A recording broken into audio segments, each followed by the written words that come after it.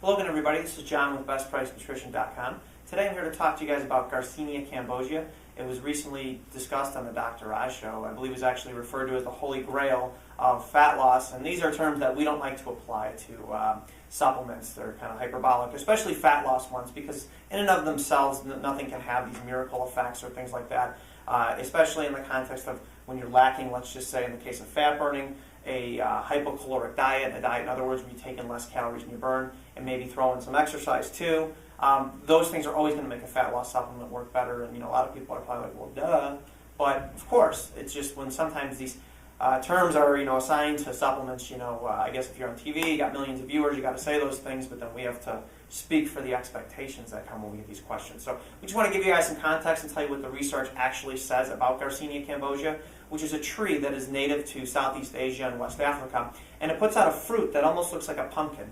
On the outside of it, the texture of it, it's about the size of an orange, or it could be as big as a grapefruit. And in the rind of it, there's something called hydroxycitric acid.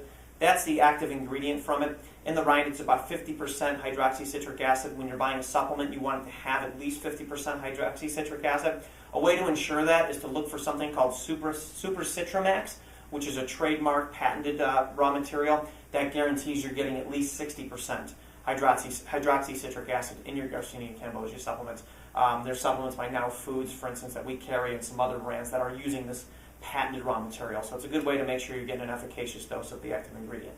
Now that active ingredient, hydroxycitric acid, plays a role in blocking an enzyme that plays a role inside the body in the biosynthesis of fat. And what you want to do is, if you take it, you want to take between 500 to 1,000 milligrams before a meal, about 3 times a day. You don't want to exceed 3 grams or 3,000 milligrams for the day. That's the dose that's been used in much of the research. And as I said, that effect is to block an enzyme that's going to play a role in taking excess carbohydrates and storing them as fat. So it's also going to play a role in how your body regulates blood sugar. It also raises serotonin levels. These are the purported benefits, which is what makes you feel good and makes you feel full. So some call it an appetite suppressant, is another effect that's assigned to it. Now the question is, what does the research say? Does it really have these effects?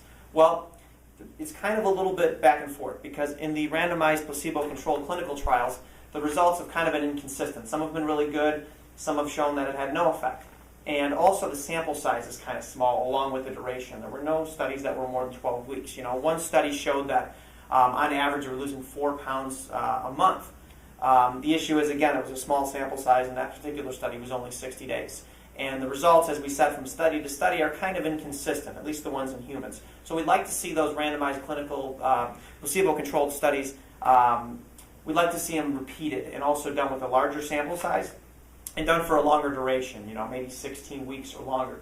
See what kind of results we can get and see if we can get those consistently replicated. Now, that being said, there does seem to be some promise as far as with the ingredient's ability to burn fat. Now, the question we get is, can I take it with other stuff? Yes, you can. It's a non-stimulant. So maybe if you want to take it with your coffee, which has caffeine in there, it's fine. It's not going to have any effect. If you want to take it with something like green coffee bean extracts, Vitol, for instance, you can use that.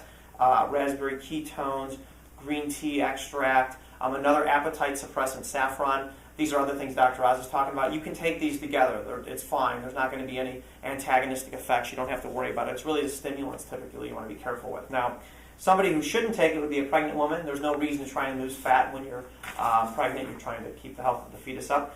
Nursing mothers, we don't have any data to show the effect that it has on breast milk, so you may not want to be taking it during that. If you do, just be sure to discuss it with your physician, see if they even know. I doubt they'll even know. Or if you're just dead set on taking it, we'd recommend pumping and then maybe taking it, so that if it does leak into breast milk, it's less of a concern there. But that would be our advice, is to discuss it.